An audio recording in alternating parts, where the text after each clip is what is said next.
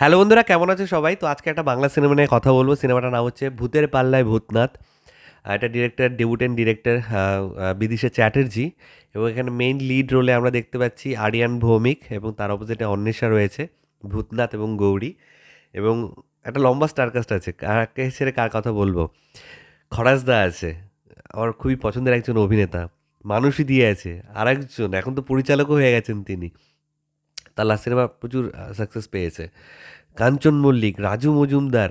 তো লম্বা একটা স্টার কাস্ট নিয়ে কিন্তু এই সিনেমাটা বানানো হয়েছে। মানে বলে না তারকা খচিত সিনেমা, সে টাইপের আর কি। তো এবার সরাসরি চলে এসেছে সিনেমাটা আমার এক কথায় কেমন লাগলো। দেখো, যে কোনো সিনেমা দেখার পর একটা তো ইম্প্যাক্ট দেয়, যেটা খুব ভালো লেগেছে বা অতটা ভালো লাগেনি বা একদম যাচ্ছে তাই লেগেছে। আমি বলবো আমার কিন্তু বেশ বেশ বেশ মজার লেগেছে সিনেমাটা। মানে এটার স্ক্রিপ্টটা এমনভাবে তৈরি, প্রচুর হাসির জায়গা আছে, প্রচুর হাসির স্কোপ আছে। গল্পটা আমি অল্প করে বলছি। এখানে দেখানো হচ্ছে ভূতনাথ। আরিয়ান যে ক্যারেক্টারটা প্লে করছে, আমাদের বিজয়া দশমীতেও ছিল আরিয়ান, মেইন লিড বলতে পারো। আহ, রনিদাও ছিল, কিন্তু মেইন গল্প ঘুরছিল আরিয়ানের একে ঘিরেই আমাদের বিজয়া দশমীতে। তো এখানেও কিন্তু আরিয়ানের যে ক্যারেক্টারটা ভূতনাথ, সেটা সেন্ট্রাল ক্যারেক্টার। তাকে ঘিরে প্রচুর ক্যারেক্টার রয়েছে। তার কাকু কাকিমা, কাকু দেখতে পারে না, কাকিমা তাদের লুকিয়ে লুকিয়ে খাবার দেয়। সেখানে গৌরী আছে, গৌরীর সাথে তার একটা ভাব ভালোবাসা আছে। অন্যদিকে খরাজ মুখার্জি, মানসী সিংহা এবং আহ, আরিয়ান ভৌমিক যে ক্যারেক্টারটা প্লে করছে ভূতনাথ, তার বাবা কি বলবো, তার মা মারা যাওয়ার পর থেকে আহ, জুয়া খেলছে, নেশা করছে, এরকম করে তার বাবা মারাও যায়। এবার তাদের সংসার চলতো, তারা বহুরূপী সাজতো, তার বাবা আগে বহুরূপী সাজতো, শিব ঠাকুর সাজতো। এবার আরিয়ান ভৌমিক সেই শিব ঠাকুর সেজে বেরোচ্ছে, কিন্তু তার আর কত কামাই। তো সবসময় উঠতে বসতে কাকু খোটাও দিচ্ছে। তো একদিন সে ঠিক করে যে সে প্রচুর টাকা কামাই করবে। এই উদ্দেশ্যে সে বাইরে বেরোয় এবং একটা আহ, ভুতুড়ে বাগানে সে প্রবেশ করে এবং সেখানে গিয়ে সে ঘুমিয়ে পড়ে। এবার সে যখন ঘুমিয়ে থেকে গাছের তলায় অন্ধকার হয়ে যায়, তখন কিছু ভূত, এই ভূতেদের দলে রাজু মজুমদার, কাঞ্চন মল্লিক ওরা আছে। তো সেই ভূতরা এসে ভূতনাথকে অ্যাটাক করে।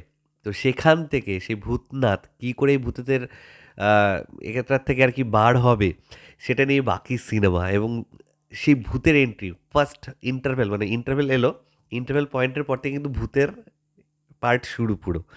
ইন্টারভেল পয়েন্টটা হচ্ছে একটা গানের মাঝখানে গিয়ে শেষ হচ্ছে এবং তারপরেই কিন্তু ভূতের এন্ট্রি হয়ে যাচ্ছে ইন্টারভেলের পর থেকে। ইন্টারভেলের পর থেকে কিন্তু সিনেমাটা বেশ বেশ বেশ মজার হয়ে যায়।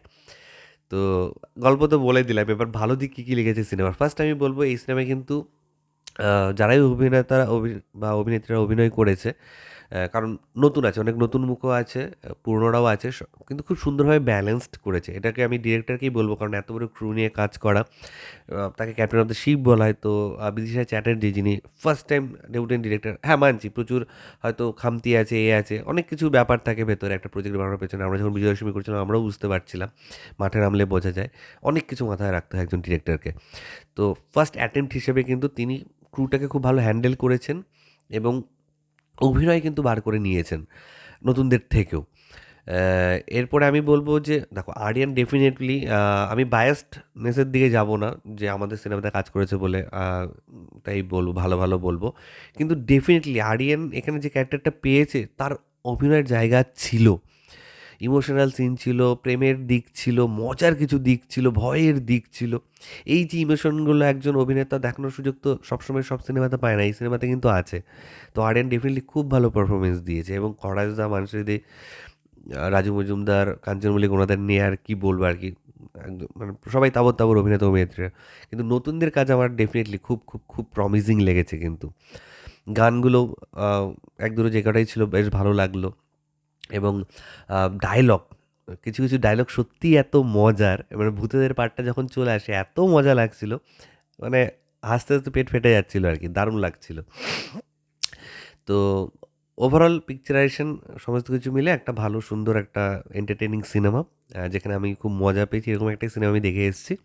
এবং নেগেটিভ দিক বলতে দেখো, সরি, আমার কোথাও গিয়ে মনে হয়েছে যে স্ক্রিপ্টে আরও কিছু অ্যাড অন করা যেতে পারতো, মানে আরও কিছু মজার অ্যাঙ্গেল, সেগুলো কিন্তু করা যেতে পারতো। এবং একটু থ্রিলিং ব্যাপারও যদি, যেহেতু ভূতেদের, হ্যাঁ একটু থ্রিলিং ব্যাপারও কিন্তু সেখানে অ্যাড অন থাকলে মনে হয় আরও বেটার হতে পারতো, আমার কোথাও গিয়ে ফিল হয়েছে। আরও একটু মানে কী হবে কী হবে কী হবে এই ব্যাপারটা যদি থাকতো তাহলে বেশ ভালো হতো। মানে ধরো সব যদি ২ এ ২ এ ৪ হয়ে যায় তাহলে খুব ইজি হয়ে যায় যে হ্যাঁ এরপরে তো এই হবে, এই হবে, এই হবে, এই হবে। তো সেখানে যদি একটু আপস অ্যান্ড ডাউনস রাখা হতো, সেটা আমার কোথাও গিয়ে ফিল হচ্ছিল যে একটু যদি ভয়েরও ব্যাপার থাকতো তাহলে মনে হয় আরও বেটার হতে পারতো। ডেফিনিটলি নো ডাউট খুব ভালো হয়েছে, স্টিল আরও বেটার হতে পারতো বলে আমার কোথাও ফিল হয়েছে।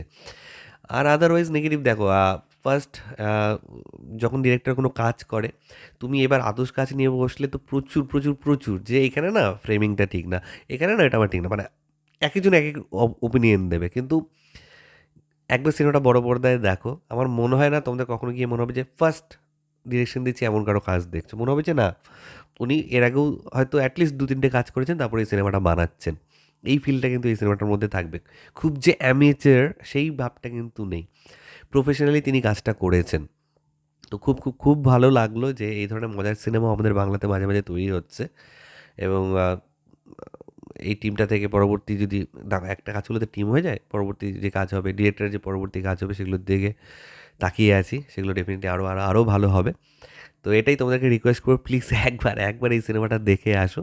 মানে হয় না যে ডেইলি লাইফে এত বিজি শিডিউল এর মাঝখানে যদি ২ ঘন্টা সময় বার করে এই সিনেমাটা দেখে নাও না, মনে হয় যে তোমাদের বেশ ভালো আনন্দই দেবে। তো এটাই তোমাদের সাথে শেয়ার করার ছিল। তোমাদের কার কী মতামত প্লিজ, প্লিজ, প্লিজ নিচে কমেন্ট করে জানাও। আমার ভিডিওটা ভালো লাগলে লাইক কমেন্ট শেয়ার করতে একদম ভুলবে না। চ্যানেলটাকে যারা প্রথমবার দেখছো, নিচে যে রেড সাবস্ক্রাইব বাটনটা আছে সেখানে ক্লিক করে নাও, পাশে একটা বেল আইকন আছে সেখানে ক্লিক করে অল অপশনে ক্লিক করে নাও। ঠিক আছে বন্ধুরা, ভালো থেকো সবাই, সাবধানে থেকো সবাই। Love you all, take care.